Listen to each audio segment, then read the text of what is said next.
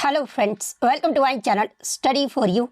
सो guys, जैसा कि आज जो आपका एसएससी जीडी का 11 फरवरी के फर्स्ट शिफ्ट का एग्ज़ाम हो गया है दोस्तों, जिसका जो है मैं आपको बिल्कुल 100% एक्यूरेट आंसर के साथ जो है इस वीडियो में बताऊँगा। तो देख लेते हैं कि किस प्रकार की जो है आज आपके 11 फरवरी के फर्स्ट शिफ्ट के एग्ज़ाम में जो है प्रश्न पूछे गए हैं।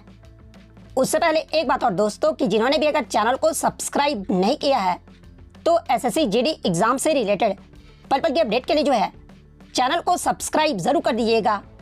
और बगल में ही आपको एक बेल आइकन यानी घंटे का निशान भी दिख रहा होगा, तो आप उसे भी जो है जरूर प्रेस कर दीजिएगा। तो चलिए वीडियो को स्टार्ट करते हैं। तो आपका पहला क्वेश्चन आया था कि रुक्मणी देवी अरुणडेल निम्नलिखित में से किस नृत्य शैली से जो है ये जुड़ी हुई है। तो देखिए, रुक्मणी देवी अरुणडेल की बात कर ले तो ये जो आपका भरतनाट्यम शास्त्रीय नृत्य से संबंधित है, तो भरतनाट्यम आपका करेक्ट आंसर होगा। इसके अलावा मैं आपको बता दूं कि रुक्मणी देवी अरुणडेल के द्वारा ही जो है, जो कि आपका मद्रास, जिसका वर्तमान में नाम अब चेन्नई हो गया है, तो इनके द्वारा ही जो है कला क्षेत्र फाउंडेशन की स्थापना जो वो किया गया था।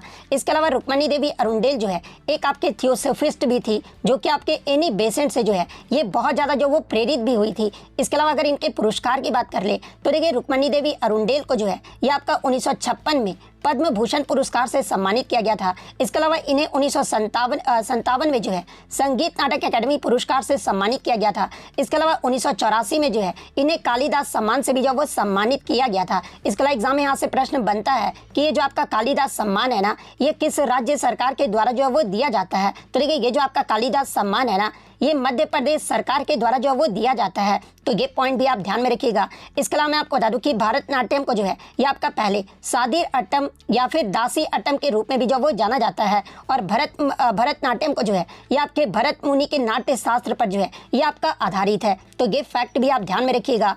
इसके अलावा भरतनाट्यम की अगर प्रमुख कलाकारों की अगर मैं बात कर रहा हूँ तो देखिए, इसमें आपके पद्म सुब्रमण्यम, अलारमेल वल्ली, यामिनी कृष्ण मूर्ति, अनीता रत्नम, मृणालिनी साराभाई, मल्लिका साराभाई, मीनाक्षी सुंदरम पिल्लई, सोनल मानसिंह, वैजंती माला और स्वप्न सुंदरी, इन सभी का जो संबंध है ना, ये आपके भरतनाट्यम शास्त्रीय नृत्य से है। तो ये सारे फैक्ट जो आपको ध्यान में रखना है। नेक्स्ट क्वेश्चन आपका यहाँ था कि निम्न में से किसने लगातार 5 दिन डांस करके जो है गिनीज वर्ल्ड रिकॉर्ड्स में जो है अपना नाम जो वो दर्ज कर दिया है। तो देखिए, मैं आपको बता दूं कि भारत की महाराष्ट्र के लातूर जिले की रहने वाली सृष्टि जगताप ने जो है 127 घंटे यानी 5 दिन लगातार डांस करके व्यक्तिगत डांस का जो है वो नया विश्व रिकॉर्ड अपने नाम किया है। और उन्होंने जो है किसका रिकॉर्ड जो वो तोड़ा है, तो इन्होंने जो है नेपाल की वंदना का 126 घंटे का रिकॉर्ड जो वो तोड़ दिया है। और सृष्टि का नाम जो है ये Guinness book of world record में जो है वो दर्ज किया गया है। तो 127 घंटे लगातार व्यक्तिगत डांस करके विश्व रिकॉर्ड जो है ना, ये आपके महाराष्ट्र के लातूर के सृष्टि जगताप ने जो वो बनाया है। तो सृष्टि जगताप आपका करेक्ट आंसर होगा। नेक्स्ट आपका यहाँ पर आया था कि which is not national festival, यानी इनमें से कौन जो है राष्ट्रीय त्यौहार नहीं है। तो ऑप्शन में आपका एक एकता दिवस दिया गया था। तो देखिए, ये जो आपका एकता दिवस जो है ना, ये आपका 31 अक्टूबर को सरदार वल्लभ भाई पटेल की जयंती पर जो कि आपका मनाया जाता है उपलक्ष्य में। और ये जो आपका एकता दिवस है ना, जो कि आपका एक राष्ट्रीय त्यौहार नहीं है, तो एकता दिवस आपका करेक्ट आंसर होगा। इसके अलावा बात कर ले एकता दिवस कौन कौन से हैं, तो देखिए मैं आपको बता दूं कि गणतंत्र दिवस जो कि आपका 26 जनवरी को मनाया जाता है, जो कि आपका एक राष्ट्रीय त्यौहार है। 15 अगस्त जिसे स्वतंत्रता दिवस कहा जाता है, तो ये भी जो आपका एक राष्ट्रीय त्यौहार है। इसके अलावा 2 अक्टूबर को जो आपका गांधी जयंती मनाया जाता है ना, ये भी आपका जो वो राष्ट्रीय त्यौहार है। तो ये 3 तो ऑप्शन में दिया गया था। इसके अलावा एक आपका जो एकता दिवस दिया गया था, तो एकता दिवस जो है ना, ये आपका एक राष्ट्रीय त्यौहार नहीं है, तो एकता दिवस आपका करेक्ट आंसर होगा। नेक्स्ट क्वेश्चन आपका रहा था कि मीठी क्रांति का संबंध जो है ये किसके उत्पादन से है। तो देखिए, मीठी क्रांति की बात कर ले तो ये जो आपके शहद के उत्पादन से संबंधित है, तो शहद आपका करेक्ट आंसर होगा। इसके अलावा मैं आपको बता दूं कि ये जो आपका मीठी क्रांति के बारे में, ये जो आपका मधुमक्खी पालन को बढ़ावा देने के लिए जो है भारत सरकार की एक महत्वाकांक्षी पहल है, जिसे मधुमक्खी पालन यानी इंग्लिश में अगर बात कर ले तो देखिए बी कीपिंग के नाम से जो इसे जाना जाता है। और मीठी क्रांति को बढ़ावा देने हेतु सरकार द्वारा वर्ष 2020 में जो है कृषि और किसान कल्याण मंत्रालय के तहत राष्ट्रीय मधुमक्खी पालन और शहद मिशन भी जो ये आपका शुरू किया गया था। तो ये फैक्ट भी आपको ध्यान में रखना है। इसके अलावा मैं आपको बता दूं कि क्रांति से जो है आपके लगातार प्रश्न पूछे जा रहे हैं, तो जिनका भी आगे आने वाले शिफ्टों में एग्जाम है, ये जो आप जरूर देख लीजिए। जैसे कि प्रोटीन क्रांति की बात कर ले तो ये जो आपके प्रोटीन युक्त खाद्य पदार्थों के उच्च उत्पादन से जो ये आपका संबंधित है। पीली क्रांति की बात कर ले तो ये आपके तिलहन उत्पादन से संबंधित है। काली क्रांति की बात कर ले तो ये आपके पेट्रोलियम उत्पादन से संबंधित है। नीली क्रांति की बात कर ले तो ये आपके मछली उत्पादन उत्पादन से संबंधित है। भूरी क्रांति की बात कर ले तो ये आपका चमड़ा और कोको के उत्पादन से संबंधित है। स्वर्ण फाइबर क्रांति की बात कर ले तो ये जो आपके जूट उत्पादन से संबंधित है। स्वर्ण क्रांति की बात कर ले तो ये जो आपका फल शहद उत्पादन बागवानी विकास से जो ये आपका संबंधित है। ग्रे क्रांति जो ये आपका उर्वरक के उत्पादन से संबंधित है। गुलाबी क्रांति की बात कर ले तो ये आपके प्याज उत्पादन या फिर झींगा उत्पादन से संबंधित है। सदाबहार क्रांति की बात कर ले तो ये जो आपका कुल मिलाकर कृषि के उत्पादन से संबंधित है। रजत क्रांति की बात कर ले तो ये आपका अंडा उत्पादन से संबंधित है या फिर मुर्गी पालन उत्पादन से संबंधित है। रजत रेशा क्रांति की बात कर ले तो ये आपके कपास के उत्पादन से संबंधित है। लाल क्रांति जो ये आपके मांस उत्पादन या फिर टमाटर उत्पादन से संबंधित है। गोल क्रांति की बात कर ले तो ये आपके आलू के उत्पादन से संबंधित है। हरित क्रांति की बात करें तो ये आपका अनाज के उत्पादन से संबंधित है। श्वेत क्रांति की बात कर ले तो ये जो आपका दुग्ध उत्पादन से संबंधित है। तो ये सारे फैक्ट जो आपको ध्यान में रखना है। नेक्स्ट क्वेश्चन आपका रहा था कि what is the infant mortality rate in India 2020, यानी 2020 में इन्फेंट मोर्टेलिटी रेट के अकॉर्डिंग भारत में शिशु मृत्यु दर जो ये क्या रहा था। तो देखिए 2020 में भारत में जो शिशु मृत्यु दर है ना, ये आपके 1000 जीवित बच्चों पर जो है 28 बच्चों की जो मृत्यु है ना वो हो जाती है। तो 28 आपका यहाँ पे करेक्ट आंसर होगा। लेकिन कुछ बच्चों ने बताया कि 2011 की जनगणना के अनुसार पूछा गया था। तो देखिए अगर ये प्रश्न पूछा गया था तो देखिए 2011 की जनगणना के मुताबिक भारत में शिशु मृत्यु दर जो रहा था ना, 1000 बच्चों में से 44 बच्चों की जो वो मृत्यु हो जाती थी। वहीं 5 साल से कम उम्र के बच्चों का अगर पूछा जाए तो ये जो आपका मृत्यु दर जो है ना ये 55 रहा था। तो अगर ये पूछा गया था तो 44 फिर आपका यहाँ पे करेक्ट आंसर होगा। तो देखिए इन दोनों में से जो भी पूछा गया होगा मैंने आपको जो यहाँ पर बता दिया है। नेक्स्ट क्वेश्चन आपका यहाँ पर आया था कि जो आपका नीति निर्देशक तत्व यानी जो आपका डीपीएसपी है ना, ये किस भाग में जो इसका वर्णन किया गया है। तो देखिए नीति निर्देशक तत्व का जो वर्णन है ना ये आपका भाग 4 में किया गया है। और किस अनुच्छेद में, किस अनुच्छेद तक, तो ये आपका अनुच्छेद 36 से 51 तक जो वो किया गया है। तो भाग 4 आपका करेक्ट आंसर होगा। इसके अलावा बात कर ले नीति निर्देशक तत्व को किस देश के संविधान से आपका लिया गया है। तो ये आपके आयरलैंड देश के संविधान से जो इसे अपनाया गया है। तो ये फैक्ट भी आपको ध्यान में रखना है। नेक्स्ट क्वेश्चन आपका हमारा था कि आईपीएल में ऑरेंज कैप जो है ये किसको दिया जाता है। तो देखिए ये भी क्वेश्चन मैंने आपको कल ही करवाया था कि जब आपका ये पूछा गया था प्रीवियस शिफ्ट में कि 2023 का जो आईपीएल हुआ था ना उसमें जो पर्पल कैप है ये किसे दिया गया था। तो देखिए पर्पल कैप ये किसे दिया जाता है। तो देखिए जो सबसे ज़्यादा विकेट लेने वाले गेंदबाज होते हैं ना उन्हें जो है आईपीएल में पर्पल कैप जो वो दिया जाता है। और 2023 में जो आपका आईपीएल में पर्पल कैप जो है ना ये आपके मोहम्मद शमी को जो वो दिया गया था। तो उसी में मैंने आपको बताया था कि आईपीएल में जो ऑरेंज कैप है ये किसे दिया जाता है। तो ये आपके आईपीएल में हर सीजन में सबसे ज्यादा रन बनाने वाले बल्लेबाज को जो है ये आपका ऑरेंज कैप जो वो दिया जाता है। तो सबसे ज्यादा रन बनाने वाले बल्लेबाज आपका करेक्ट आंसर होगा। वहीं अगर आगे के शिफ्ट में आपसे पूछ ले कि 2023 आईपीएल में सबसे ज्यादा रन मारने वाले बल्लेबाज कौन थे यानी ऑरेंज कैप जो ये किसे दिया गया था। तो 2023 जब पूछा जाना तो ये शुभमन गिल को जो वो दिया गया था। लेकिन अगर आपसे 2024 आईपीएल के बारे में पूछा जाए तो देखिए 2024 आईपीएल में ऑरेंज कैप जो है ना ये विराट कोहली को जो वो दिया गया था। वहीं अगर 2024 आईपीएल में ऑरेंज ये जो आपका पर्पल कैप की बात कर ले तो देखिए ये जो आपका पर्पल कैप है ना ये हर्षल पटेल को जो वो दिया गया था। तो ये सारे फैक्ट जो आपको ध्यान में रखना है। नेक्स्ट क्वेश्चन आपका रहा था कि डीजे वाले बाबू गाना जो है ये किसने गाया था। तो देखिए आपने ये गाना सुना होगा कि डीजे वाले बाबू मेरा गाना बजा दो। तो ये जो गाना है ना ये बादशाह के द्वारा जो वो गाया गया था। तो बादशाह आपका यहाँ पे करेक्ट आंसर होगा। और ये चौंकने वाली बात बिल्कुल भी नहीं है क्योंकि टीसीएस जो है ना कभी कभी गाना से भी जो है उनके गाने के संगीतकार का जो नाम है ना वो पूछ देता है। तो इसमें कोई चौंकने वाली बात नहीं है। और ये जो आपके बादशाह है ना एक आपके जो है वो पंजाबी रैपर हैं। नेक्स्ट क्वेश्चन आपका यहाँ पर आया था कि बांग्लादेश में तख्ता पलट के बाद शेख हसीना जब भारत आई थी ना तो सबसे पहले जो है किस प्रशासनिक अधिकारी से जो वो मिली थी। तो देखिए सबसे पहले जो है शेख हसीना जो है ये आपके अजीत डोभाल से जो वो मिली थी। तो अजीत डोभाल आपका करेक्ट आंसर होगा। नेक्स्ट आपका यहाँ पर था कि after the green revolution in which revolution was the production of fruits and vegetables promoted, यानी हरित क्रांति के बाद किस क्रांति में फल और सब्जियों के उत्पादन को जो है ये आपका बढ़ावा जो वो दिया गया था। तो देखिए हरित क्रांति के बाद आपका जो ये आपका गोल्डन रेवोल्यूशन यानी जो सुनहरी क्रांति था ना इसमें फल और सब्जियों के उत्पादन को जो है ये आपका बढ़ावा जो वो दिया गया था। तो गोल्डन रेवोल्यूशन यानी सुनहरी क्रांति आपका करेक्ट आंसर होगा। नेक्स्ट आपका यहाँ पर आता है कि बहिष्कृत Bharat newspaper was founded by, यानी बहिष्कृत भारत समाचार पत्र की जो स्थापना है ना, ये किसके द्वारा जो वो किया गया था। तो देखिए बहिष्कृत भारत समाचार पत्र की जो स्थापना है ना, ये आपके डॉक्टर भीमराव अंबेडकर के द्वारा जो वो किया गया था। और ये जो आपका बहिष्कृत भारत समाचार पत्र था, एक आपका मराठी भाषा का जो है ये आपका पाक्षिक समाचार पत्र था। और इसका जो प्रकाशन है ना, ये आपके 2 अप्रैल 1927 को जो वो शुरू हुआ था। और ये जो आपका समाचार पत्र है ये आपका बम्बई से जो ये प्रकाशित होता था। तो डॉक्टर भीमराव अंबेडकर आपका करेक्ट आंसर होगा। और देखिए डॉक्टर भीमराव अंबेडकर के बारे में कुछ और अगर बातों को जान ले, जैसे कि डॉक्टर भीमराव अंबेडकर जो है एक भारतीय वकील, अर्थशास्त्री, राजनीतिज्ञ और समाज सुधारक थे। और इन्हीं के द्वारा जो है आपके दलित बौद्ध आंदोलन को प्रभावित भी किया गया था। और सामाजिक अन्याय के अछूत दलितों के खिलाफ भी जो है आपका अभियान जो वो चलाया गया था।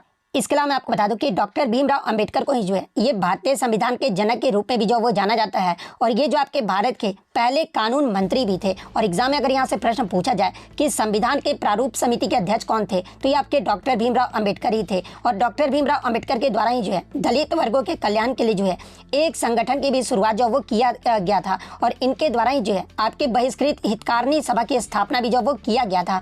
तो ये सारे फैक्ट जो आपको ध्यान में रखना है। नेक्स्ट आपका यहाँ पर आता है कि लगभग 300 मिलियन वर्ष पहले पेंजियोजिक युग के अंत से लेकर अंतिम ट्रायोसिक युग तक किस महाद्वीप को जो है अब हम पैंजिया नामक एक ही महाद्वीप के रूप में जो है अस्तित्व के रूप में जो वो जानते हैं। तो देखिए मैं आपको बता दूं कि लगभग 300 से 200 मिलियन वर्ष पहले जिस महाद्वीप को अब हम उत्तरी अमेरिका यानी नॉर्थ अमेरिका के रूप में जानते हैं, वह जो आपका अफ्रीका, दक्षिण अमेरिका और यूरोप से सटा हुआ था। और वे सभी पैंजिया नामक एक ही महाद्वीप के रूप में जो है ये आपके अस्तित्व में थे। तो नॉर्थ अमेरिका यानी उत्तरी अमेरिका आपका करेक्ट आंसर होगा। नेक्स्ट आपका यहाँ पर आता है कि what is the full form of RGNIYD, यानी RGNIYD का जो फुल फॉर्म पूछा गया था। तो देखिए इसका जो फुल फॉर्म होता है ना, ये आपके Rajiv Gandhi National Institute of Youth Development होता है। तो ये वाला फुल फॉर्म आपका यहाँ पे करेक्ट आंसर होगा। नेक्स्ट आपका यहाँ पर आता है कि who can extended the tenure of the लोक सभा by 1 year at a time during the national emergency in India, यानी भारत में राष्ट्रीय आपातकाल के दौरान कौन लोकसभा के कार्यकाल को जो है एक बार में 1 साल तक जो वो बढ़ा सकता है। तो देखिए भारत में राष्ट्रीय आपातकाल के दौरान ये जो आपके पार्लियामेंट यानी संसद जो होते हैं ना, ये लोकसभा के कार्यकाल को जो है एक बार में 1 साल तक जो वो बढ़ा सकते हैं। तो संसद आपका यहाँ पे करेक्ट आंसर होगा। इसके अलावा मैं आपको बता दूं कि राष्ट्रीय आपातकाल की जो घोषणा है ना, ये भारतीय संविधान के अनुच्छेद 352 के तहत जो है राष्ट्रपति जो है वो लगाते हैं। और इसमें आपके युद्ध, बाह्य आक्रमण या सशस्त्र विद्रोह की स्थिति में जो है ये आपका अनुमति जो वो प्रदान किया गया है। तो ये फैक्ट भी आप ध्यान में रखिएगा। नेक्स्ट आपका यहाँ पर आता है कि झींगा मछली खाती है, क्या यह प्राथमिक उपभोक्ता है, द्वितीय उपभोक्ता है या फिर तृतीय उपभोक्ता में आती है। तो इस प्रकार से आपका प्रश्न जो वो देखने को मिला था। तो देखिए मैं आपको बता दूं कि ये जो आपका झींगा है ना, ये आपके प्राथमिक और द्वितीय उपभोक्ता दोनों में जो है ये आपका आ सकता है। लेकिन ये जो आपका इस बात पर निर्भर करता है कि झींगा जो है ना ये क्या खाता है। तो देखिए मैं आपको बता दूं कि ये जो आपके झींगा, इसके अलावा कोपोड, सीप और ये जो आपके लैक्टन जैसे जीव होते हैं ना, ये आपके प्राथमिक उपभोक्ता होते हैं। और ये जो जीव है ये आपके प्राथमिक उत्पादों को जो है वो खाते हैं। और प्राथमिक उत्पादों में कौन कौन सा आ जाता है, तो ये आपके शैवाल और फाइटोप्लैंक्टन जो है ये आपके प्राथमिक उत्पादकों में जो ये आ जाते हैं। वहीं अगर द्वितीय उपभोक्ता की बात कर ले तो इसमें आपका झींगा, क्रिल, सार्डिन, हेरिंग और क्लॉइन मछली जैसे ये जो जीव होते हैं ना, ये आपके द्वितीय उपभोक्ता होते हैं। और ये जो आपके जीव जो होते हैं ना, ये प्राथमिक उपभोक्ता को जो वो खाते हैं। इसके अलावा द्वितीय उपभोक्ता वे जीव होते हैं जो सर्वाहारी या फिर मांसाहारी होते हैं। तो अगर क्वेश्चन के अकॉर्डिंग अगर हम लोग देख लें तो देखिए ये जो आपका झींगा मछली खाती है, ये जो आपका किस उपभोक्ता में आ जाएगा, तो ये जो आपका द्वितीय उपभोक्ता में आ जाएगा। तो द्वितीय उपभोक्ता आपका करेक्ट आंसर होगा। नेक्स्ट आपका यहाँ पर आता है कि भारत में कौन सा मंत्रालय जो है ये आपका जनगणना जो वो संचालित करता है। तो देखिए मैं आपको बता दूं कि 10 के जनगणना का जो संचालन का उत्तरदायित्व है ना, ये भारत के महापंजीयक और जनगणना आयुक्त गृह मंत्रालय जो है भारत सरकार के जो ये कार्यालय की है। तो गृह मंत्रालय आपका यहाँ पे करेक्ट आंसर होगा। इसके अलावा मैं आपको बता दूं कि 1951 के बाद जो सभी जनगणनाएं कराई जा रही है ना, ये आपके 1948 के जनगणना अधिनियम के तहत जो वो कराया जा रहा है। और जो आपका 2011 की जो जनगणना हुई थी ना, ये आपका पिछली जनगणना था। और अगली जो जनगणना था ये आपका 2021 में होना था। लेकिन कोविड-19 की वजह से जो है अब तक जो आपका नया जनगणना जो है ना वो नहीं किया जा चुका है। इसके अलावा जनगणना जो है आपके भारतीय संविधान के अनुच्छेद 246 के तहत जो है ये आपका संघ सूची का विषय है। और ये जो आपके संविधान के 7वीं अनुसूची के क्रम संख्या 69 में जो है ये आपका सूचीबद्ध जो वो किया गया है। तो ये सारे फैक्ट जो आपको ध्यान में रखना है।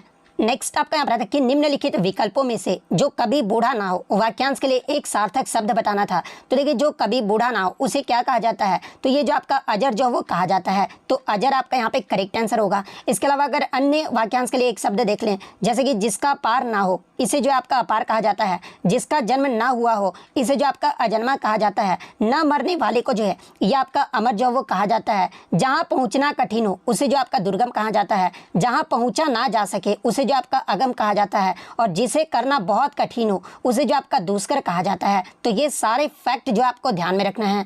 नेक्स्ट आपका स्वाधीन शब्द का विलोम शब्द पूछा गया था। तो देखिए स्वाधीन शब्द का जो विलोम शब्द होता है ना, ये आपका पराधीन होता है, तो पराधीन आपका करेक्ट आंसर होगा। नेक्स्ट आपका झरने का जो है प्रवाचित शब्द पूछा गया था। तो देखिए झरने का जो प्रवाचित शब्द होता है ना, ये आपका उत्स, स्रोत, प्रपात, निर्झर, इसके अलावा प्रस्त्रवन, फवारा और सोता, ये सभी जो होते हैं ना ये आपके झरने के प्रवाचित शब्द होते हैं। तो ऑप्शन में जो आपका निर्झर दिया गया था, तो निर्झर आपका यहाँ पे करेक्ट आंसर होगा। नेक्स्ट क्वेश्चन आपका यहाँ पर था कि पीड़ितों के उत्थान के लिए निम्न में से किसने जो है एक समाज की स्थापना जो वो की थे। तो देखिए पीड़ितों के उत्थान के लिए आपके जो है ज्योतिबा फूले ने जो है ये सत्यशोधक समाज की जो स्थापना है वो किए थे। और ये जो आपका सत्यशोधक समाज का जो मुख्य उद्देश्य था ना, ये तथाकथित यानी निम्न जातियों को उनके शोषण या उत्पीड़न से जो वो मुक्त कराना था। तो ज्योतिबा फूले आपका करेक्ट आंसर होगा। इसके अलावा बात कर ले सत्यशोधक समाज की जो स्थापना है ये ज्योतिबा फूले के द्वारा जो है कब और कहाँ पर किया गया था। तो देखिए ज्योतिबा फूले के द्वारा जो है 24 सितंबर 1873 को जो है पुणे महाराष्ट्र में जो है आपके सत्यशोधक समाज की जो स्थापना है ना, ये ज्योतिराव फूले के द्वारा जो वो किया गया था। तो ये फैक्ट भी आपको ध्यान में रखना है। नेक्स्ट क्वेश्चन आपका बता था कि जम्मू और कश्मीर से संबंधित 2024 में जो है कौन सा संशोधन विधेयक जो ये आपका पारित किया गया था। तो देखिए जम्मू और कश्मीर से संबंधित 2024 में जो है आपके दो प्रमुख संशोधन विधेयक जो ये आपके पारित किए गए थे, और वो दो प्रमुख संशोधन कौन कौन से थे। तो पहला आपका जम्मू और कश्मीर स्थानीय निकाय कानून विधेयक 2024 था, और सेकंड जो था ये आपका जम्मू और कश्मीर अनुसूचित जनजाति आदेश संशोधन विधेयक 2024 था। तो इनमें से आपका जो भी ऑप्शन में दिया गया होगा वो आपका यहाँ पे करेक्ट आंसर होगा। नेक्स्ट अगर हम लोग मैथ्स की बात कर ले तो बहुत सारे बच्चों का कमेंट्स रहता है सर मैथ्स के भी प्रश्न बताइए। तो देखिए ये क्वेश्चन था कि what is the fourth proportional to 5√24, 3√15 and 3√10 का जो आपका फोर्थ प्रोपोर्शनल जो वो पूछा गया था। तो देखिए मैं आपको बता दूं कि फोर्थ प्रोपोर्शनल का आपका सिंपल सा एक फॉर्मूला होता है, D = जो है आपका B × C divide by A होता है, ठीक है। तो ये जो आपका क्या हो गया, तो ये तो आपका A हो गया, ये आपका B हो गया, ये आपका C हो गया, ठीक है। तो B आपका क्या हो गया 3√15, ठीक है। उसके बाद आपका जो है C क्या हो गया, तो 3√10 हो गया, ठीक है। उसको आपको डिवाइड कर देना है A से यानी 5√24 से। तो इतना तो आप सॉल्व कर ही लोगे। तो इस प्रकार से जो आपको फोर्थ प्रोपोर्शनल जो है वो निकल कर आ जाएगा। नेक्स्ट अगर बात कर ले तो LCM से जो है आपके 2 से 3 क्वेश्चन जो वो हर शिफ्ट में देखने को मिल रहे हैं। एवरेज से जो है आपके 2 क्वेश्चन जो वो देखने को मिल रहा है, जिसमें आपका दोनों ही जो था ये आपका 2 × A × B divide A + B इस फॉर्मूले वाले पे जो है आपका एवरेज का जो है इजिली जो वो निकल कर आ जाएगा। एक बच्चे ने क्वेश्चन ये बताया कि 22 छात्रों की औसत आयु 47 है और एक शिक्षक भी शामिल हो जाए तो औसत जो होता है ना ये आपका 48 हो जाता है। तो शिक्षक की आयु जो वो पूछा गया था। तो आप अगर इसको सॉल्व किए हैं तो कमेंट में जो है इसका आंसर जो वो बता सकते हैं। तो इतने क्वेश्चन जो है आज मुझे बच्चों के द्वारा मिले थे जो कि आपके 100% रियल और ऑथेंटिक है। तो अगर वीडियो अच्छी लगी हो तो वीडियो को जो है लाइक जरूर कर दीजिएगा, और SSC की इसी तरह रियल एनालिसिस पाने के लिए जो है चैनल को सब्सक्राइब जरूर कर दीजिएगा। तो मिलते हैं नेक्स्ट वीडियो में, तब तक thank you, all the best.